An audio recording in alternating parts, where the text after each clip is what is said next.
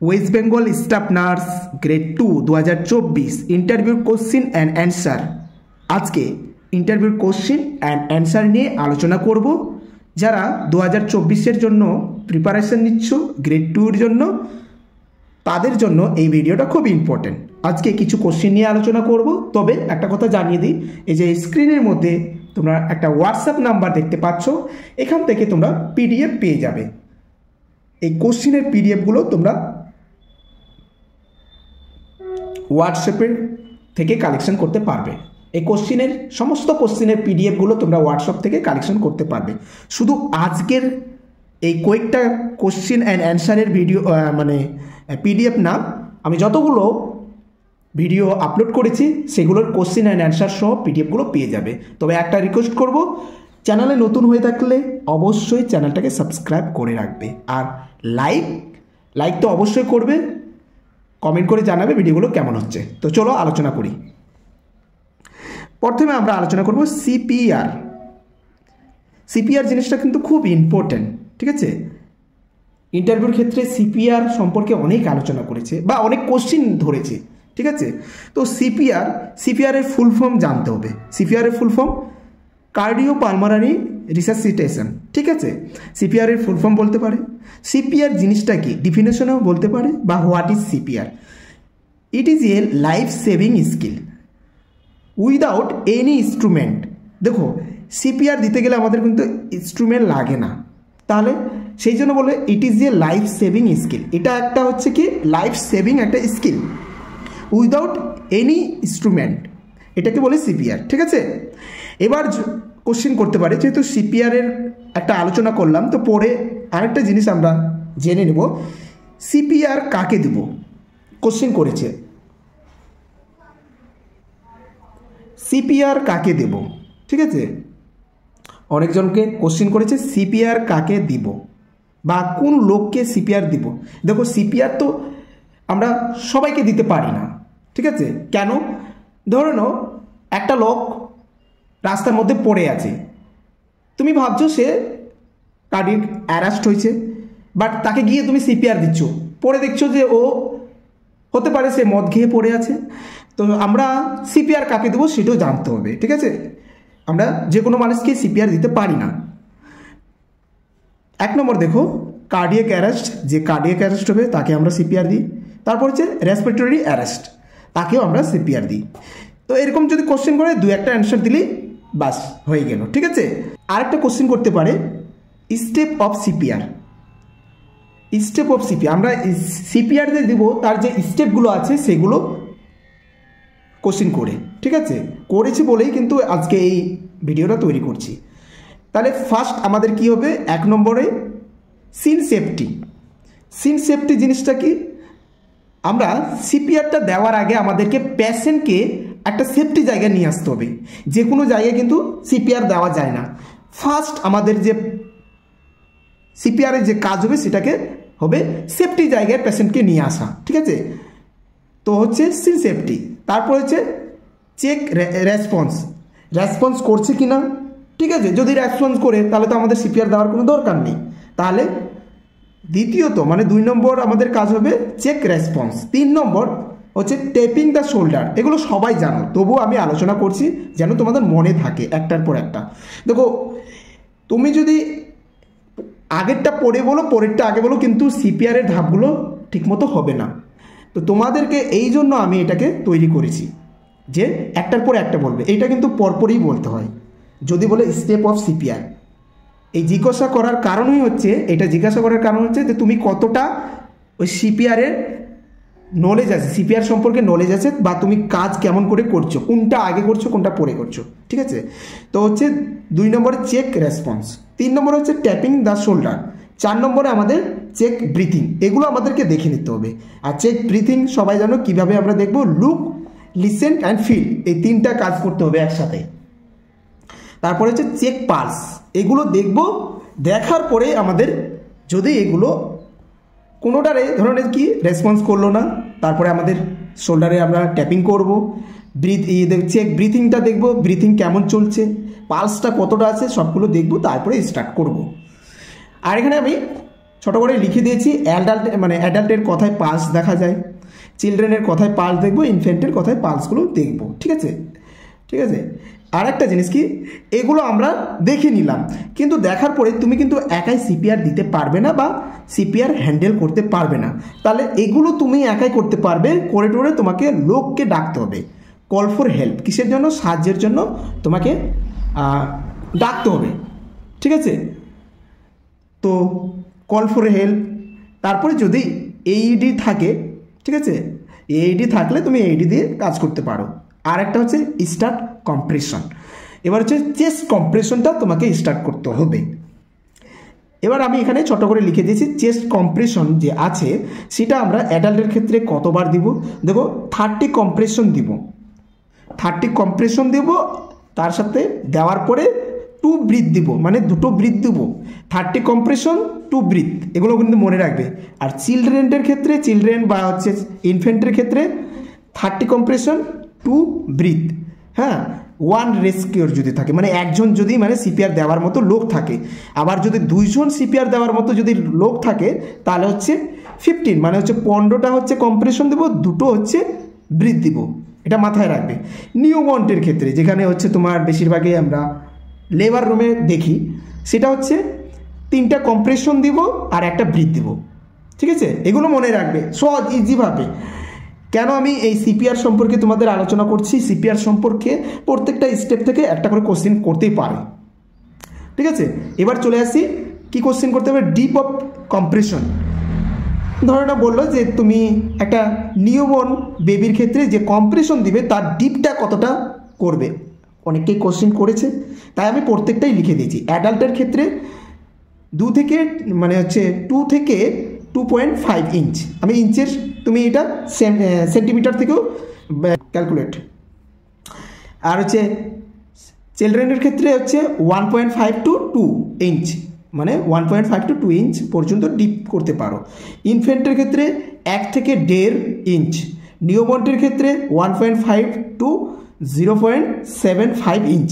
ঠিক আছে, আর হচ্ছে এর যে রেটটা হবে, এই যে কম্প্রেশনের যে রেটটা হবে, আমরা যে কম্প্রেশন দিব সেটা রেট হবে 100 পার মিনিট। 1 মিনিটে 100টা হবে। এটা কিন্তু গুলিয়ে যায়, তার জন্য এই জিনিসটা তোমাদেরকে জানানোর জন্য এই যে আজকে সিপিআর সম্পর্কে। তার সাথে সাথেও আমি আর একটা তোমাদের জানিয়ে দিই এখানে।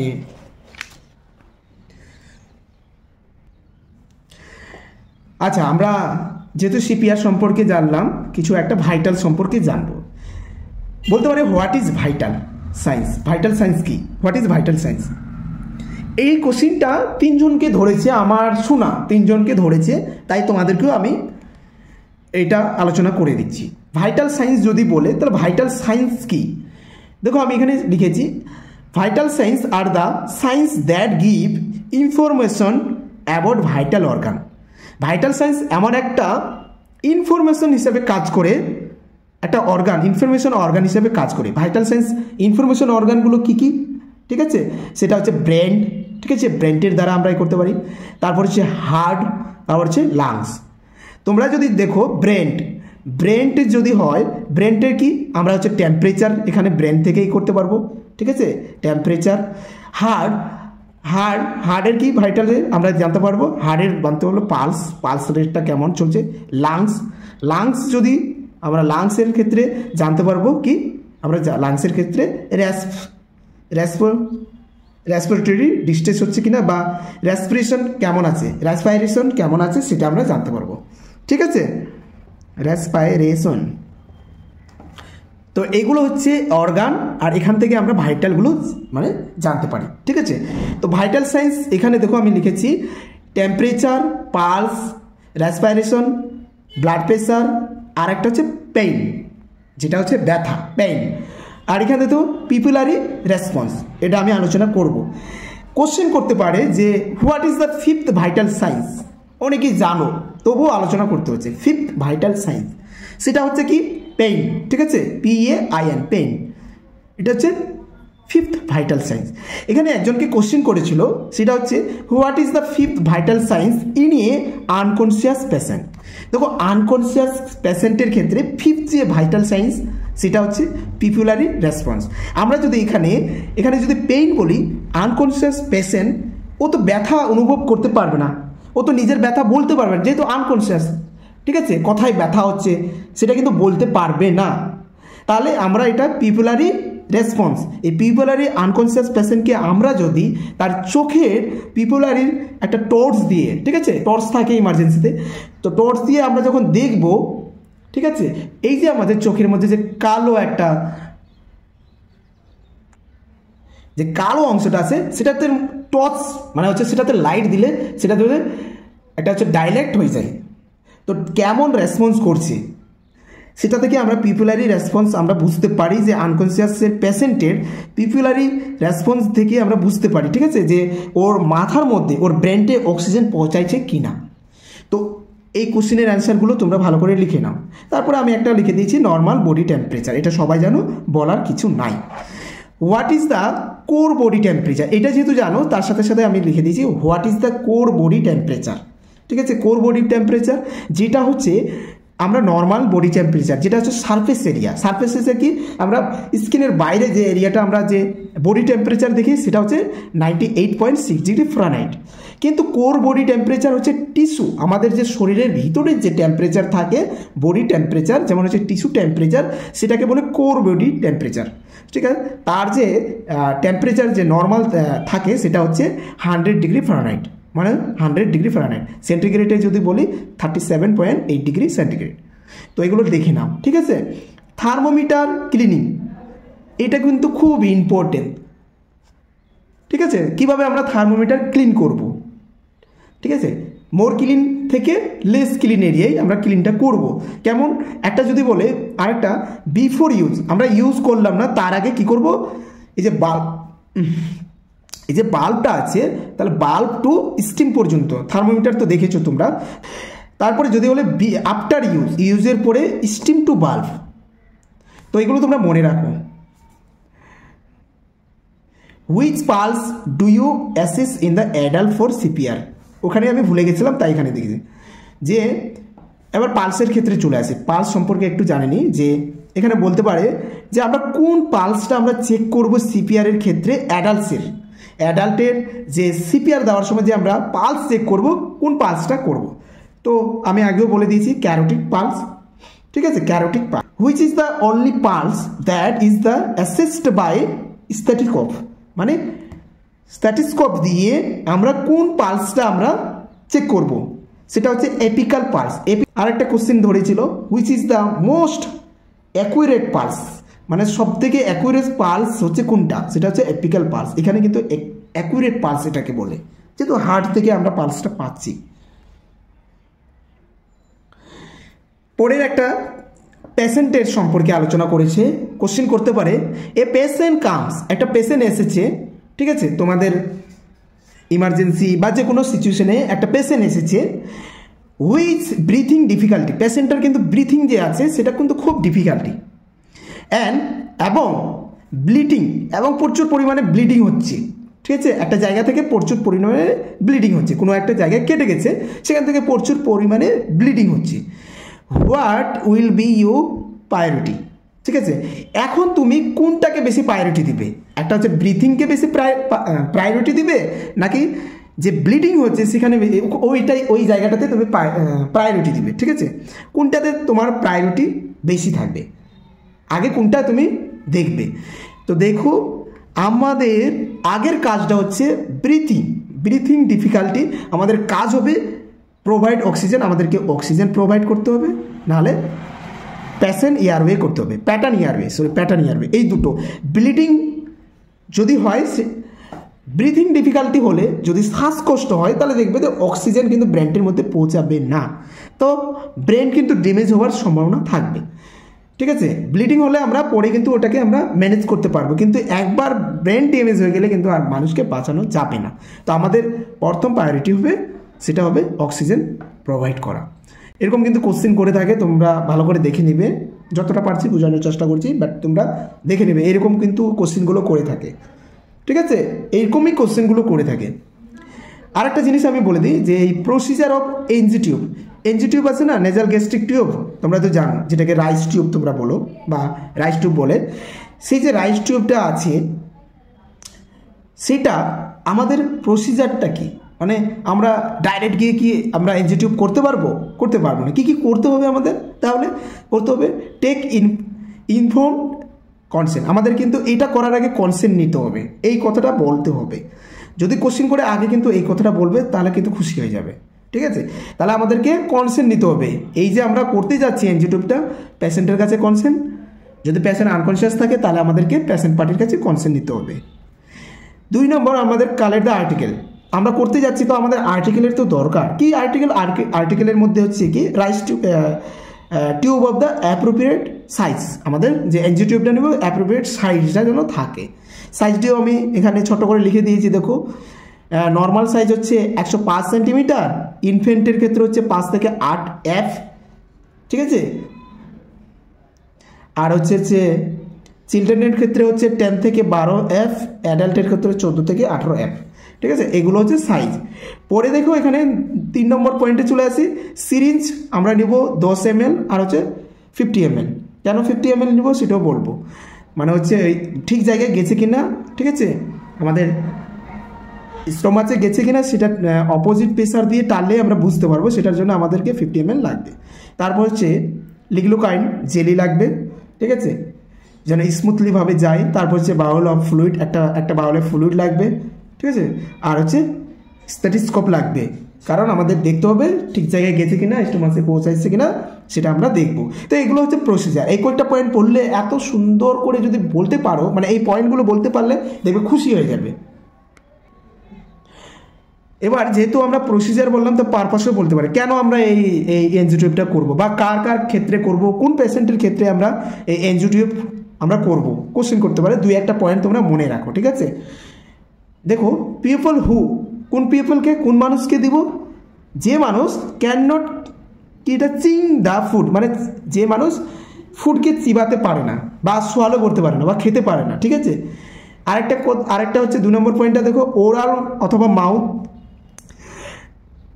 কি হচ্ছে ডিফর্মেটিভ, মানে হচ্ছে কোনো কিছু মুখের মধ্যে হয়েছে, কি হতে পারে? একটা হচ্ছে ওরাল ক্যান্সারও হতে পারে, প্যারালাইসিস পেশেন্ট থাকতে পারে, আলসার হতে পারে। সেক্ষেত্রে কিন্তু ও খেতে পারবে না কোনো কিছু, তাহলে তাকে রাইস টিউব করে তাকে খাওয়াতে হবে, ঠিক আছে? তারপরে দেখো বলতে হবে যে সাইকিয়াট্রিক পেশেন্টকে আমরা এনজি টিউব করবো, ঠিক আছে? আর একটা হচ্ছে গ্যাস্ট্রিক লাভাজ। জানো গ্যাস্ট্রিক লাভাজ জিনিসটা কি? গ্যাস্ট্রিক লাভাজ হচ্ছে যারা বা যে পেশেন্ট পয়জন করবে বা বিষ পান করে সেই বিষটাকে রিমুভ করতে হবে, তার ক্ষেত্রে আমাদের কী হবে? গ্যাস্ট্রিক লাভাজ, এই এনজি টিউব দিতে হবে, ঠিক আছে, সেটাকে রিমুভ করার জন্য। আর এখানে আমি একটা তোমাদের দিয়েছি, এটা আমি পরে তোমাদের আলোচনা করব, কজ অফ বেড সোর। এটা খুব ইম্পর্টেন্ট, এটা অনেকজনকে ধরেছে বলেই আমি এখানে লিখেছি। আর একটা হচ্ছে হোয়াট ইজ বেড সোর, মানে বেড সোর কি বা কজ অফ বেড সোর, এই দুটো কিন্তু মারাত্মক, মানে হচ্ছে ইম্পর্টেন্ট, এগুলো তোমরা দেখে নেবে, ঠিক আছে? দেখো, ড্রাগ এবং মেডিসিন, একজনকে ধরেছিল যে ড্রাগ এবং মেডিসিনের ডিফারেন্ট কি, ড্রাগ কি মেডিসিন কি, তো কনফিউজ হয়ে যাচ্ছে। দেখো অনেকজন কনফিউজ হয়ে যাচ্ছে, ড্রাগ তো যা তাই তো মেডিসিন, এরকম একটা ব্যাপার। কিন্তু না, দেখো ড্রাগ জিনিসটা কি? ড্রাগ হচ্ছে এনি কেমিক্যাল কম্পাউন্ড, মানে হচ্ছে এনি কেমিক্যাল কম্পাউন্ডকে আমরা ড্রাগ বলবো। এনি কেমিক্যাল কম্পাউন্ড সেটা হবে ড্রাগ। আর কিন্তু মেডিসিনটা কি হবে? Any chemical compound. এই কেমিক্যাল কম্পাউন্ডটা যখন use for the therapeutic purpose, কি এটা থেরাপিউটিক পারপাস মানে হচ্ছে যখন একটা মেডিসিন হিসাবে বা কোনো একটা ওষুধ কি বলবো, যেটা হচ্ছে একটা মানুষকে রিলিফ দেওয়ার জন্য ব্যবহার হবে, ঠিক আছে? কোনো একটা মানুষকে রিলিফ দেওয়ার জন্য যে কেমিক্যাল কম্পাউন্ডটা ব্যবহার হয় সেটাই কিন্তু মেডিসিন হয়ে যায়। একটা উদাহরণ দিয়ে যদি বলি, যাই হোক এখানে একটা বলে দিই আগে, every drug can not be a medicine, মানে হচ্ছে প্রত্যেকটা ড্রাগ কিন্তু মেডিসিন হতে পারে না, ঠিক আছে? But every medicine is a drug, প্রত্যেকটা মেডিসিন কিন্তু হচ্ছে একটা ড্রাগ, ঠিক আছে? জিনিসটা মাথায় রাখবে। কোশ্চিন যদি করে সিম্পলিভাবে যদি এটা বলতে পারো, খুব সুন্দরভাবে যদি বলতে পারো, তাহলে দেখবে যে মনে হবে যারা ইন্টারভিউ নেয় তারা কিন্তু খুশি হবে আর ভাববে যে না তোমার নলেজ আছে। দেখো আমি একটা বলি যে মরফিন জিনিসটা আছে, যেটা হচ্ছে কিন্তু ড্রাগ, ঠিক আছে? মরফিন জানো তো, যেটা নেশা করে, অনেকে নেশা করে, তো সেটা কিন্তু মরফিন একটা, সেটা কিন্তু যেহেতু নেশা করে ওই এই জিনিসটা মরফিনটা কিন্তু মানুষের কিন্তু কোনো কাজে দিবে না, ঠিক আছে, কোনো একটা কিন্তু মেডিসিন না, মরফিনটা কিন্তু মেডিসিন না, ওটা কিন্তু একটা নেশা করে, ঠিক আছে। ড্রাগ তো তোমরা জানো, কি বলবো আর, একটা যেগুলো ড্রাগ মানুষ পান করে নেশা করার জন্য, সেই ড্রাগটা সেটা কিন্তু মেডিসিন না, সেটা কিন্তু ক্ষতি করে মানুষের। এবার এই মরফিনের সাথে যদি সালফেট অ্যাড করা যায়, ঠিক আছে, আরেকটা জিনিস অ্যাড করে, সেটা কি হবে, মরফিন সালফেট। মরফিন সালফেট সেটা কিন্তু আমাদের ব্যথার কাজ করে, সেই একটা ব্যথার কাজ করে, সেটা কিন্তু মেডিসিন হয়ে গেল, ঠিক আছে, এটা কিন্তু মেডিসিন হয়ে গেল। এটা একটা উদাহরণ দিয়ে বোঝানোর চেষ্টা করলাম। তো যাই হোক, আরেকটা জিনিস যেমন সাইন অ্যান্ড সিমটম। সাইন কি, সাইন অ্যান্ড সিমটম, সাইন জিনিসটা কি এবং সিমটম জিনিসটা কি, বলে না সাইন অ্যান্ড সিমটম, ঠিক আছে। এই সাইন এগুলো দেখতে পেয়েছি, সিমটম এগুলো দেখতে পেয়েছি, কিন্তু জিনিসটা ডিফারেন্ট, জিনিসটা কি, কোশ্চেনগুলো কিন্তু ক্রিটিক্যাল, ঠিক আছে। তো সাইন আমরা কি, সাইন হচ্ছে অবজেক্টিভ, তোমরা জানো অবজেক্টিভ মানে হচ্ছে নিজে না, যেটা হচ্ছে অন্যজনে বিবেচনা করবে সেটাই হচ্ছে অবজেক্টিভ, নিজে যেটা হবে সেটা কিন্তু সাবজেক্ট। আমরা আগে পড়েছি জিনিসগুলো। তো অবজেক্টিভ হিসাবে, অবজেক্টিভ ডাটা হিসাবে কিন্তু সাইনটা কাজ করে। কেমন, যে পেশেন্টকে দেখে, একটা ডক্টর পেশেন্টকে দেখলো, পেশেন্টকে দেখেই কিন্তু বিবেচনা করছে, কেমন, পেশেন্টকে দেখলো, দেখে মনে হচ্ছে পেলার আছে, পেশেন্ট কিন্তু কিছু বললো না, আমি দেখেই বুঝে নিলাম, হাত লাগালাম, দেখলাম পেলার আছে, মানে হচ্ছে হয়তো এনিমিক আছে, বা ধরে নিয়ে হাত পা ফুলা, তাহলে আমি ভাবলাম যে কিডনি প্রবলেম হতে পারে, বা এডিমা হয়েছে, বা প্রেশার বেশি, এগুলো আমি নিজে দেখলাম, মানে হচ্ছে ডাক্তার দেখলো, পেশেন্টকে দেখে যেটা আইডেন্টিফাই করলো সেটা হচ্ছে অবজেক্টিভ ডাটা, সেটাকে বলবো সাইন। এবার সিমটম জিনিসটা কি, সিমটম হবে সাবজেক্টিভ ডাটা, যেটা হচ্ছে পেশেন্ট নিজে বলবে। কেমন, পেশেন্ট বলছে আমার এতদিন ধরে এই জায়গায় ব্যথা হচ্ছে, আমার এতদিন ধরে চোখে এরকম প্রবলেম হচ্ছে, ঠিক আছে, এই যে পেশেন্ট নিজে বলছে, পেশেন্ট যেটা নিজে বলবে সেটা হবে সিমটম, ঠিক আছে, এগুলো কিন্তু মাথায় রাখবে। যাই হোক, অনেক কোশ্চিন আছে এরকম ছোট ছোট কোশ্চিন, যেগুলো মানে ইন্টারভিউর ক্ষেত্রে করে থাকে, যা তোমাদের ক্ষেত্রে অনেক প্রবলেম হয় কীভাবে অ্যান্সার দেবো। বাকি অ্যান্সারগুলো নেটে তোমরা পেয়ে যাবে, বা অ্যান্সার তোমরা পেয়ে যাবে, খুঁজে কোশ্চেনের অ্যান্সার পেয়ে যাবে সিম্পল জিনিসগুলো। বাট এরকম ক্রিটিক্যাল জিনিসগুলো যদি কোশ্চেন করে থাকে, সেগুলো কিন্তু যুক্তি দিয়ে বুঝিয়ে দিতে হবে। তো যাই হোক, আমি এগুলো আলোচনা করলাম, অনেক আছে কোশ্চেন, আমি পরে নেক্সট ভিডিওতে সেগুলো নিয়ে আলোচনা করব। তবে লাস্টে আমি একটা কথাই বলবো, যদি তোমাদের পিডিএফের দরকার হয় আগে, বা এই ভিডিওর বা আগের ভিডিওর যদি পিডিএফের দরকার হয়, আমি তোমাদের সেই পিডিএফগুলো হোয়াটসঅ্যাপে আমি সেন্ড করব। তবে একটাই রিকোয়েস্ট করব, আমি এখানে তোমাদের এই ভিডিওগুলো কোনো টাকা দিয়ে বা কোনো মেম্বারশিপ হতে বলবো না, বা কোনো টাকা আমি চাইছি না যে আমার ভিডিওগুলো টাকা দিয়ে কিনে নাও। আমি শুধু একটাই রিকোয়েস্ট করছি যে যদি ভিডিওগুলো ভালো লাগে, ঠিক আছে, তাহলে একটা লাইক করবে, কমেন্ট করে জানাবে ভিডিওগুলো কেমন হচ্ছে, যেন অন্যজনেরও সেটা বুঝতে পারে, ঠিক আছে। আর যদি সাবস্ক্রাইব করে না রাখো, অবশ্যই সাবস্ক্রাইব করবে, কারণ যখনই ভিডিও আপলোড করব তোমাদের কাছে সর্বপ্রথম তোমার কাছে পৌঁছে যাবে, ঠিক আছে। তো ভিডিওটা এখান থেকে শেষ করছি, ভালো থাকবে, সুস্থ থাকবে, দেখা হচ্ছে পরবর্তী একটা সুন্দর ইন্টারভিউ রিলেটেড ভিডিও নিয়ে, ঠিক আছে। সুন্দর কেন বললাম, যে আজকে আমি টাইম পাইনি বলে গোছালো হয়নি, ঠিক আছে, পরবর্তীকালে অবশ্যই টাইম পেলে গুছাই, আমি তোমাদেরকে সুন্দরভাবে একটা ভিডিও আপলোড করব। তো চলো, ভিডিওটা এখান থেকে শেষ করলাম।